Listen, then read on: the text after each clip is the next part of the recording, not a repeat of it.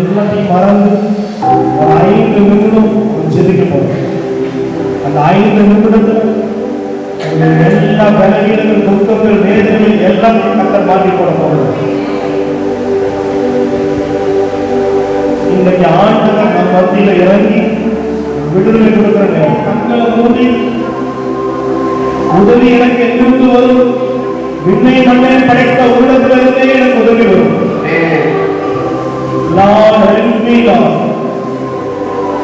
எனக்கு உதவி செய்யப்பா, எனக்கு உதவி செய்யப்பா, உதவி செய்யப்பா. உங்க பிரசனையில் மத்தியில இறங்கட்டும். உமக்கு ஸ்தோத்திரம், உமக்கு ஸ்தோத்திரம், உமக்கு ஸ்தோத்திரம். அப்படியே கண்களை மூடி கரங்களை உயர்த்தி அப்பான்னு கூப்பிடுவோமா, ஸ்தோத்தரிப்போமா, வாயை திறந்து ஸ்தோத்திரம் பண்ணுவோமா. இயேசுவே, ஹல்லேலூயா, இயேசுவே, இயேசு ராஜாவே, மகிமையின் தேவனே, ஹல்லேலூயா, ஹல்லேலூயா, ஹல்லேலூயா. நல்லா நீ ஜெபிக்கிற ஜெபம் பரலோகம் எட்டணும்.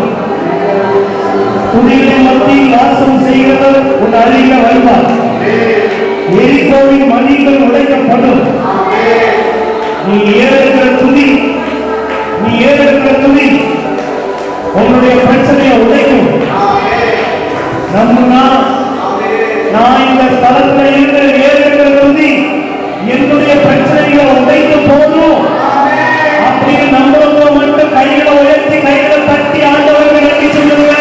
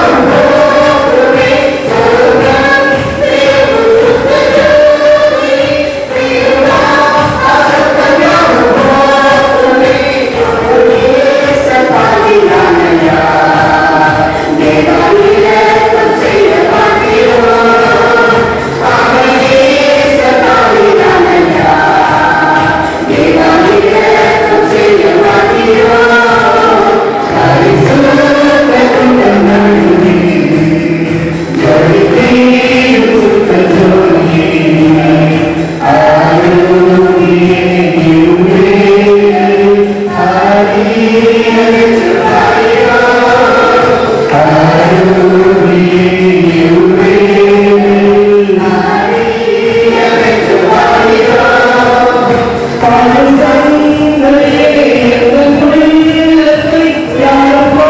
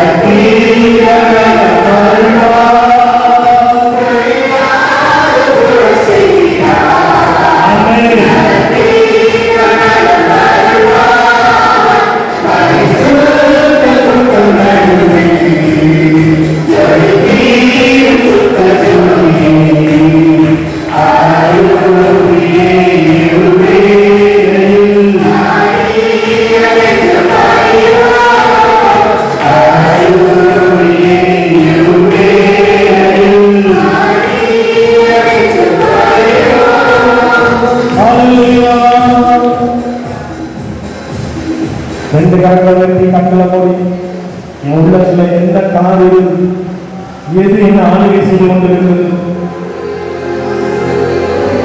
வெளியே நான் சிரிக்கிறேன், ஆனால் உள்ளுக்குள்ள நான் அழுது கொண்டே இருக்கிறேன். எந்த காரியம் உன்னை தேவ அனுபவத்தில் உள்ள வெளியே தள்ளுது? எந்த காரியம்? கடவுளிடம் சேர்வதற்கு எது உனக்கு தடையாக இருக்கிறது? இந்த மாத வேளையில அவருடைய சமூகத்துக்கு வந்திருக்கிற உன்னை அவருடைய கண்கள் நோக்கி பார்க்கிறது. இந்த நாள் உனக்கு விடுதலையின் நாள்.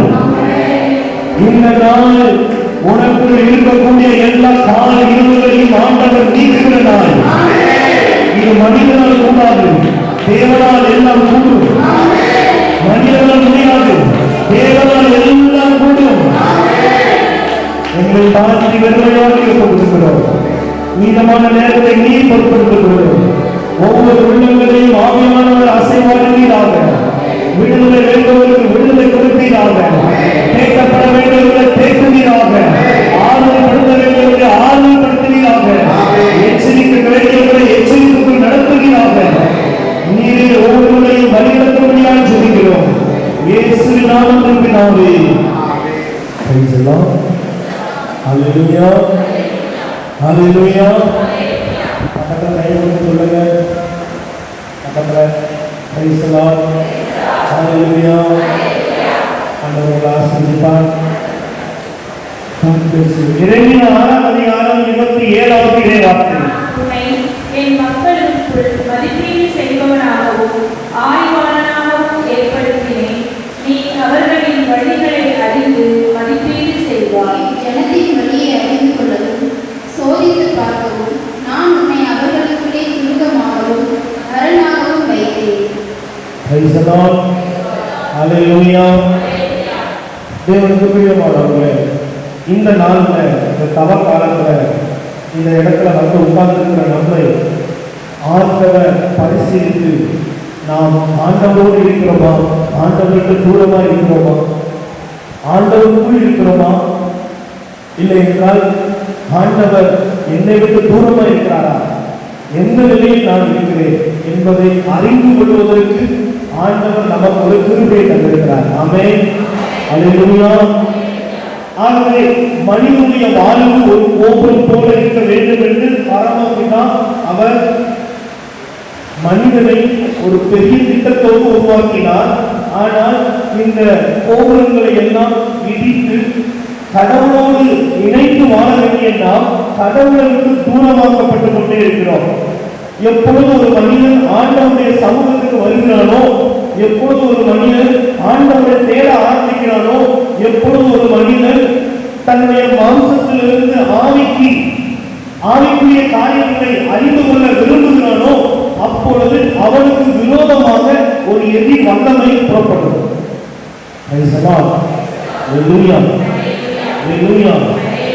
மனிதனுடைய விடுதலைக்கு பல வல்லமைகள் போராடி கொண்டிருக்கிறது. நமக்கு தெரியாது, ஆனால் நிறைய வல்லமைகள் நமக்கு விரோதமாக போராடி கொண்டிருக்கு. அது நம்மை இழுத்து கீழே தள்ளும். இந்த விழுதை என்பது, மனிதனுடைய விழுதை என்பது நமக்கு எதிராக ஆவிக்கு விரோதமாக மாம்சமும், மாம்சத்துக்கு விரோதமாக ஆவியும் போராடி கொண்டிருக்கு. இதைத்தான் ரோமர் 6, 7, 8 அதிகாரங்களிலே நாம் இதை பார்க்கலாம். தேவ பிள்ளைகள் மாத்திரம் இந்த காரியங்களை மனம் திரும்ப வேண்டும், இல்லை என்றால் நியாயத்திற்கு உண்டாகும் என்று வேதாகமம் சொல்லுகிறது. ஆவிக்குரியவன், தேவ பிள்ளை, அறிவாளி, ஒரு நாடுகளின் ஒரு தலைவனாக இருக்கலாம், யாராக இருந்தாலும் ஆண்டவர் அவர்களுக்கு கொடுக்கக்கூடிய அடிப்படை காரியம் மனம் திரும்புதல். இந்த மனம் திரும்புதல் ஒரு மனிதனுடைய வாழ்க்கையிலே எப்பொழுது நடக்க வேண்டும், எப்படி நடக்க வேண்டும், எப்பொழுதெல்லாம் நடக்க வேண்டும் என்று வேதாகமம் தெளிவாக கூறுகிறது. இதை நாம் அறியாமல் ஏதோ என்ற பாவங்களை நாம் அறிக்கையிட்டு ஏதோ ஒரு சில வார்த்தைகளை படிப்பதினால் மனம் திரும்பிவிட்டோம் என்று நினைக்கிறோம். அல்ல, நாம் ஒவ்வொரு நாளும் நாம் மனம் திரும்பி கொண்டே இருக்க வேண்டும். கரங்களை வந்து அல்லேலூயா சொல்லுங்க. Price the lord, praise the Lord. ஆகவே இப்படி ஆவிக்குரிய வீட்டுக்கு வந்து நாம் ஆராதனை செய்வதும் ஆண்டவரை ஆவியோடு உண்மையோடு தொழுது கொள்வதும் நமக்கு கொடுக்கப்பட்ட கடமையாக இருக்கிறது. ஆமென், அல்லேலூயா. அப்படி என்றால் ஆவிக்குரிய வாழ்க்கையை வாழ்கிறவர்கள் ஏன் கீழே விழுந்து போகிறார்கள்? ஏன் விழுவாங்க? ஆவிக்குரியவர்கள் என்று சொல்லுகிறோம், ஏன் நாம் விழுந்து போகிறோம்? குழப்பமான வாழ்வு ஏன் நம்முடைய வாழ்க்கையிலே காணப்படுகிறது? போராட்டங்கள் நிறைந்த வாழ்வு ஏன் நம்முடைய வாழ்க்கையிலே காணப்படுகிறது? ஏன்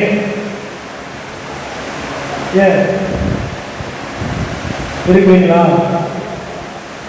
ஏன் நம்ம வாழ்க்கையில போராட்டம் குழப்பம்? ஏன் நம்ம விழுந்து போறோம்? சரியான வழிநடத்துதல் இல்லை. ஏன்? ஒரே காரணம் தான், நம்முடைய வாழ்க்கையில ஆவியின்படி நடக்காம ஊழியத்தின்படி நடக்கிறதுனால, மாம்சத்தின்படி நடக்கிறதுனால நம்ம விழுந்து போறோம். பிரைஸ் தி லார்ட், அல்லேலூயா, அல்லேலூயா. மாம்சத்தின் கனி ஆவியின் கனி. ஒரு மனிதன் மாம்சத்தின்படி நடக்கிற போது அவன் மாம்சத்தின் கனியையே அவன் கொடுக்கிறான். ஆவியின்படி செயல்படுகிற போது ஆவியின் கனிகளை அவன் கொடுப்பான்.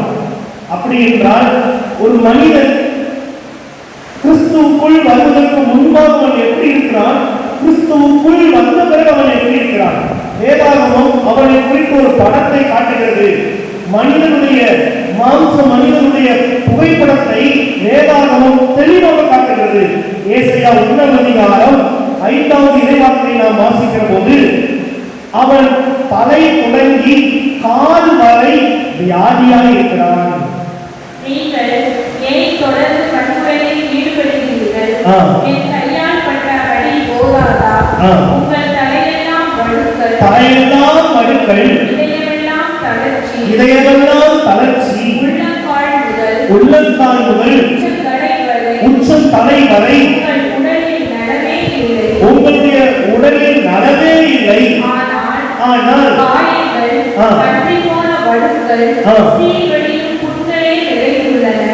அங்கே சீறி திருத்தப்படவில்லை, கட்டு போடப்படவில்லை, எண்ணெய் பூசி ஆற்றப்படவும் இல்லை.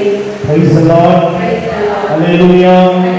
அப்ப பாருங்க, மாம்ச மனிதனுடைய சரீரம் எப்படி இருக்குது? எப்படி இருக்குது? நம்மளை பத்தி தான் போட்டுருப்போம்.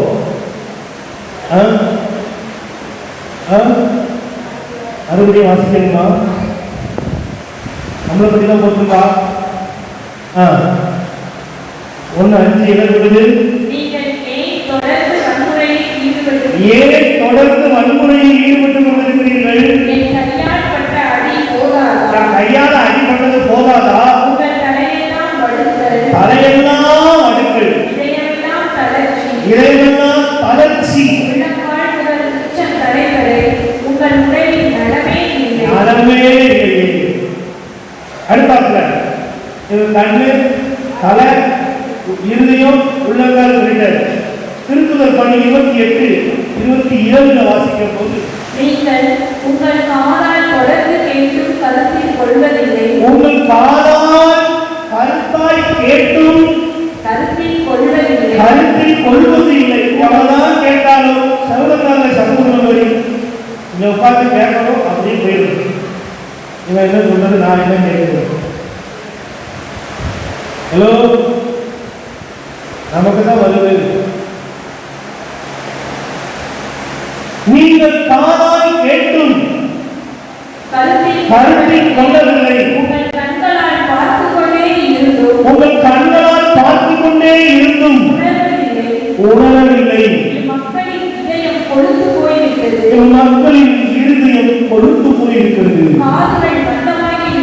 காதுகள் மந்தமாகிவிட்டன.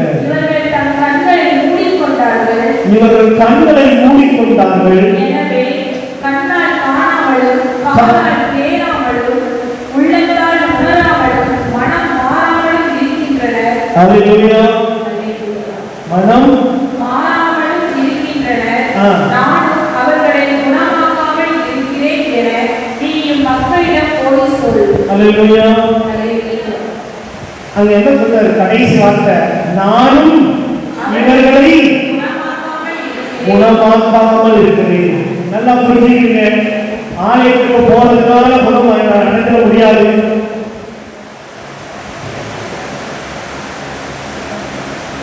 கண்ணை மூடி காதை மூடி இருந்தா குணம் வராது. உள்ளத்துல விசுவசிச்சு வாயினால அறிக்கையிட்டு மனம் திரும்புறதுக்கு நீ ஒப்பு கொடுத்தா மட்டும்தான் உன் வாழ்க்கை மாறும். இல்லைன்னா நீ வந்து 18 வருஷம் வந்து உட்கார்ந்துட்டு போகலாம், ஆயுசு நாட்கள் முழுக்க வந்து உட்கார்ந்துட்டு போகலாம்.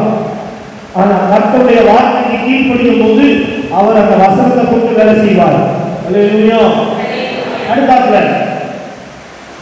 தலை போச்சு, இருதயம் போச்சு, கண்ணு போச்சு, காது போச்சு. அடுத்தாப்புல வாசி ரோமர் 3:14. அவர்கள் வாய் சபிப்பினாலும் கசப்பினாலும் நிறைந்திருக்கிறது. அவருடைய வாய் சபிப்பினாலும் கசப்பினாலும், வாயை திறந்தாலே கசப்பு தான். அது சரியில்லை, இது சரியில்லை, இது குடி, அது குடி, கசப்பு. சபிக்கிறது புரிஞ்சுக்கிறீங்க? சபிக்கிறது என்னது? சபிக்கிறது என்னது?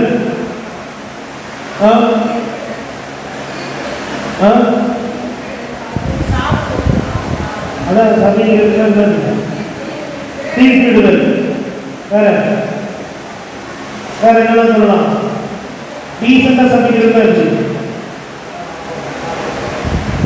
சபிக்கிறதுலே டீசெண்ட் அது எப்படி? இப்போ பொய்யில வந்து நல்ல பொய், கருப்பு பொய்யெல்லாம் இருக்குல்ல,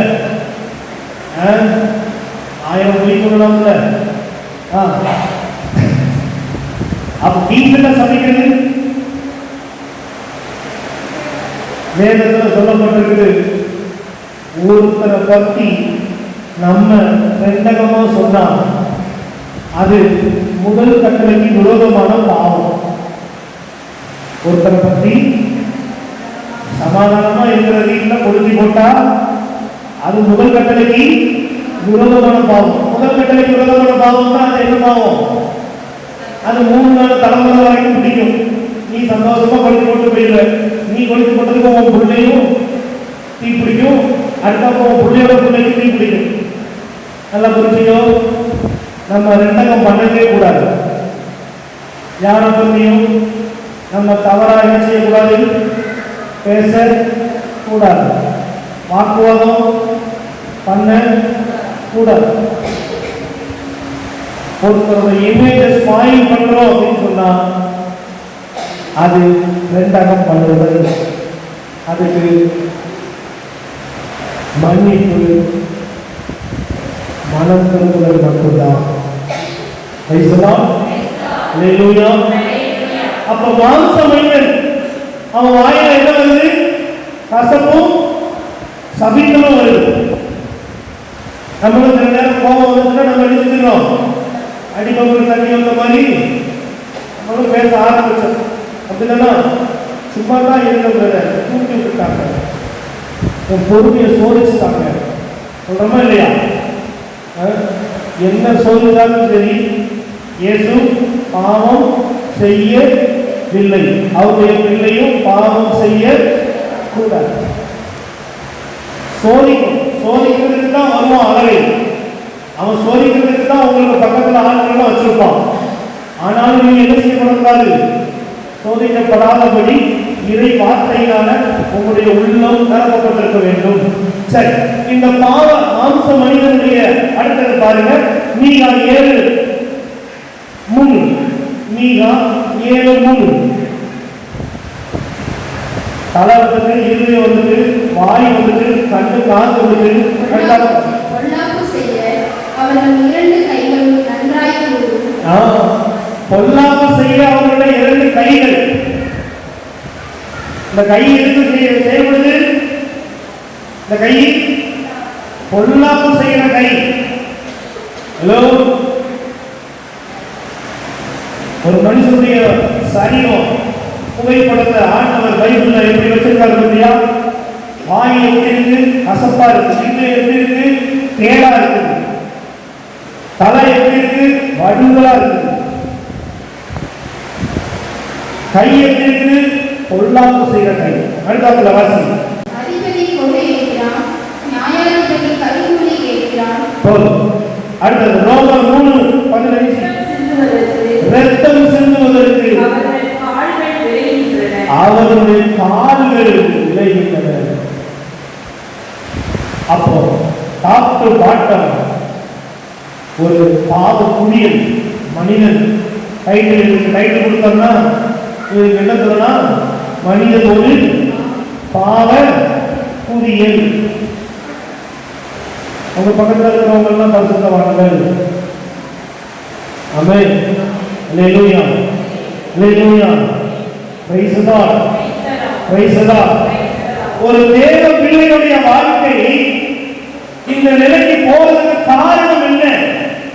ஏன் ஒரு தேவ பிள்ளையோட வாழ்க்கை இப்படி ஒரு நிலைக்கு போகுது? ஏன் இப்படி போகுது? அருமை சொல்ற ஆண்டவர் உன் கூட பேசிக்கிட்டு இருக்கிறாரு. நீ இங்க உட்கார்ந்து உன் குடும்பத்தை யோசிச்சுட்டு இருக்காரு. கர்த்தர் உன்னுடைய காரியத்துக்காக பேசிக் கொண்டிருக்கிறார். நீ முதல்ல மாறி, உன் குடும்பம் மாறு. அப்போ ஏன் ஒரு தேவ பிள்ளையோட வாழ்க்கையில போராட்டம்? நான் இப்ப சொன்னது எல்லாம் மாம்ச மனிதன் அப்படிங்கிறது யாருக்குள்ள இருக்குது? இன்னைக்கு நான் சொன்னதுல ஏதாவது ஒன்று உங்களுக்குள்ள இருக்குதா இல்லையா? இருக்கா இல்லையா? இல்லைன்னு சொல்றவங்க கைது ஒரு அடையாள பார்ப்போம். ஹலோ, மனிதன் ஒரு பாவக்குடியல் அப்படின்னா இந்த மனிதன் ஏன் இந்த நிலைக்கு தள்ளப்பட்டார்? நான் ஆண்டவருடைய அபிஷேகத்தில் நிரம்புகிற மனிதன் தான், உண்மைதான்.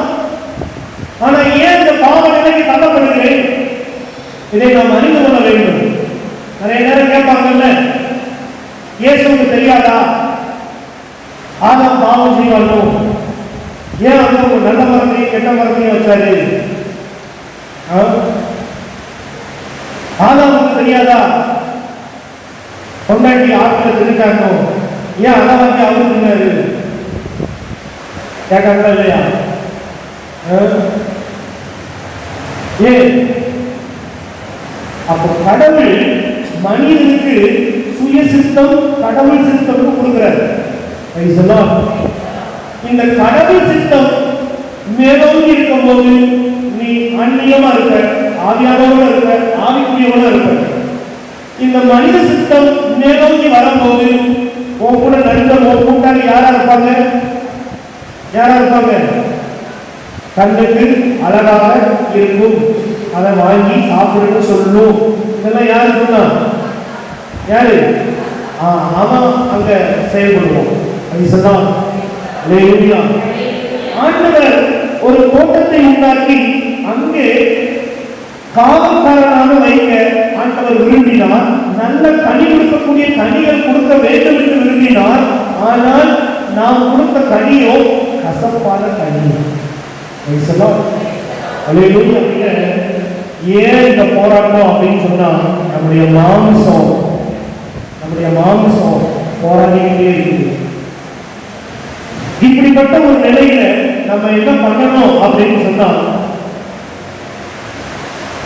பரிசுத்தம் அப்படிங்கிற ஒரு ஆடைக்குள்ள வரணும். செயல்ல, நினைவுல, எண்ணங்கள்ல, சிந்தனையில, நம்முடைய எமோஷன்ல, கற்பனைகள்ல, உணர்ச்சிகள்ல எல்லாத்தையும் பரிசுத்தம் இருக்கணும். இது ரொம்ப முக்கியமானது, ரொம்ப ஆபத்தானதும் கூட. இதுல நம்ம செயல்படுத்த போறோம். நிறைய பேர் என்ன பண்ணிக்கிறாங்க? எல்லா காரியங்களையும் சரியா இருக்கிறாங்க, எண்ணங்கள்ல சரிபட முடியல, தரைப்பட்ட எண்ணங்கள். சில பேர் என்ன போறான்? ஆணி வச்ச படுக்கையில உட்கார்ந்துருக்கான், இமயமலையில போய் உட்கார்ந்துருக்கான், மரத்துல கட்டி தொங்க விட்டு உட்கார்ந்துருக்கான், தண்ணியில போய் உட்கார்ந்துருக்கான். ஏன்? சிந்தனையை மாற்றுவதற்காக. ஆனா எங்க போனாலும் உன் சிந்தனை என்ன செய்ய முடியாது? மாற்ற முடியாது. அப்போ அந்த சிந்தனையை மாற்றுவது எப்படி? அதுக்கு ஒரே வழி ஆவியானவர். இந்த ஆவியானவர் கிறிஸ்தவர்களுக்கு மட்டுமே கொடுக்கப்பட்டிருக்கார் அப்படின்னு சொல்லலாமா? சொல்லலாமா? அப்படிதான் சொல்லிட்டு இருக்கிறாங்க. ஆனா அது தப்பு. ஆவியானவர் எல்லாருக்குள்ளே இருக்கிறார். ஆமென். ஹல்லேலூயா. இவங்க தான் பங்கு போடுவாங்க, கூடு போடுவாங்க. ஆனா கடவுள் யோவான் 3:14 சொல்லுது, அவர் இந்த உலகத்தை எப்படி நேசிச்சாரா? இந்த உலகத்துல கிறிஸ்தவர்களை நேசிச்சாரு. தன் ஒரே மகன் மீது நம்பிக்கை கொள்ளும் எவரும் அழியாமல் வாழ்வு பெறுவதற்கு அந்த மகனே அளிக்கும் அளவுக்கு கடவுள் உலகின் மேல் அன்பு கூர்ந்தார். அப்போ நம்ம வாழ்க்கையில சில நேரங்கள்ல இந்த சத்துருவுக்கு நுழைவு வாசலை உண்டு பண்ணி கொடுத்துடுறோம். நல்லா புரிஞ்சுக்கிறீங்க. உங்ககிட்ட அவங்க வரவே முடியாது. பிசாசு உங்ககிட்ட வர முடியுமா? முகத்தை பார்த்தாலே பிசாசு உலகத்துல வர முடியுமா? இயேசுவின் நாமம் தரிக்கப்பட்ட பிள்ளைகள் மத்தியில, ஆண்டவர் தொழுது கொள்கிற பிள்ளைகள் மத்தியில, ஆண்டவரை ஆராதிக்கிற பிள்ளைகள் மத்தியில, வசனத்தை கை கொள்ளுகிற பிள்ளைகள் மத்தியில அவன் வர முடியாது.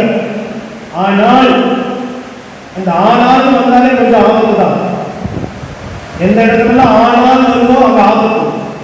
ஆனால் இந்த கடவுளின் பிள்ளை வாசலை திறந்து கொடுத்தால் பிசாசு வருவோம். எத்தனை பேருக்கு புரியுது? நீங்க அவன் வர்றதுக்கு வாசலை திறந்து கொடுத்தா, நுழைவு வாயிலை திறந்து கொடுத்தா அவன் என்ன செய்வான்? உள்ள வருவான். உள்ள வருவான். நீங்க அபிஷேகம் பெற்றிருந்தாலும் சரி, அந்நிய பாஷை பேசினாலும் சரி, அவனும் அந்நிய பாஷை பேசுவான். அவனும் போலியான அபிஷேகத்தை நடத்திடுவான். ஏன்னா அவனுக்கு பேரு ஒளியின் தூதன். அவனும் வசனம் பேசுவான். உன்னை மாயான காரியங்களை நடத்தி அவனை அப்படியே உட்கார வச்சிருப்பான்.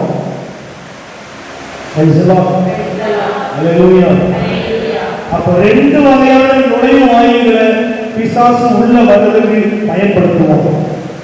உன் வாழ்க்கையில ரெண்டு வகையான நுழைவு வாயில், என்ட்ரி கேட். வருவதற்கு என்ட்ரி கேட் இருக்கா? அதே மாதிரி உன் வாழ்க்கையில உள்ள வருவதற்கு ஒரு நுழைவு வாயில் இருக்கு. ரெண்டு வகையான நுழைவு வாயில். இந்த நுழைவு வாயில் அப்படிங்கிறது என்னன்னா சுயமா இயங்குபவை. சுயமா இயங்குபவை அப்படின்னா என்னது? சுயமா இயங்குறது என்னது? சுயமா இயங்குறது என்னது?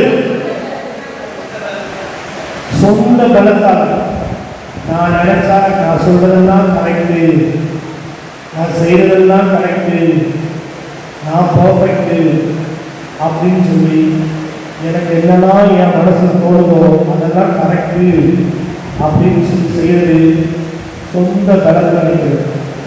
யாரெல்லாம் இந்த சொந்த பலத்தில் நிற்கிறாங்களோ அவங்களெல்லாம் கீழே விடுவாங்க.